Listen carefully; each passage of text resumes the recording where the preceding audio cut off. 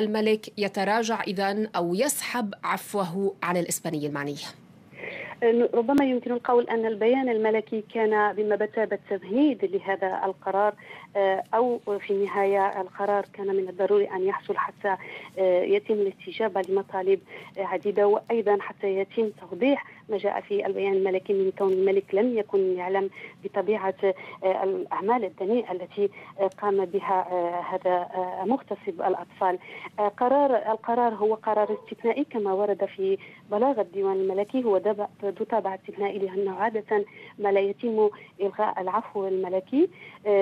الديوان الملكي فسر هذا الإلغاء بأنه يأتي بنظر للأخطاء التي شابت إجراءات العفو، أيضا لبشاعة الجرائم التي ارتكبها الإسباني المغتصب الأطفال، وأيضا في إطار احترام مشاعر الضحايا وأسرهم.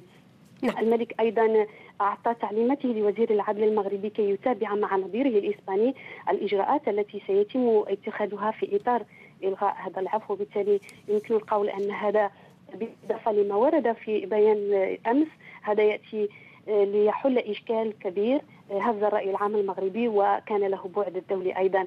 وأذكر هنا بأن بيان الديوان الملكي يوم أمس تضمن بدوره إجراءين هامين، يتمثل الأول في قرار فتح تحقيق معمق من أجل تحديد المسؤوليات ونقاط الخلل التي قد تكون أفضل لإطلاق السراح، وأيضا تحديد المسؤول أو المسؤولين عن هذا الإهمال واتخاذ العقوبات اللازمة في حقهم. كان هناك أيضا إجراء ثاني هو إعطاء تعليمات لوزارة العدل كي تقترح إجراءات من شأنها تقنين شروط منح العفو في مختلف مراحله.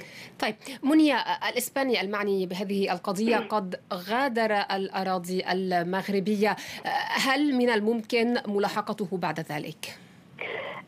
وربما هذا يفسر هذا ما ورد في البيان الملكي هو أو بيان الديوان الملكي هو إعطاء التعليمات لوزارة العدل كي أو لوزير العدل كي يتابع مع نظيره الإسباني الإجراءات التي سيتم اتخاذها في إطار إلغاء هذا العفو، وهو ما يعني الإجراءات التي سيتم اتخاذها لإلقاء القبض من جديد على مغتصب الأطفال وإيداعه السجن من جديد كي يقضي ما حكم به من العقوبة وهي 30 سنة، علما أنه قضى لحد الآن 8 أشهر فقط. شكرا لك منيا بالعافية على هذه المداخلة، كنت معنا إذن من الرباط.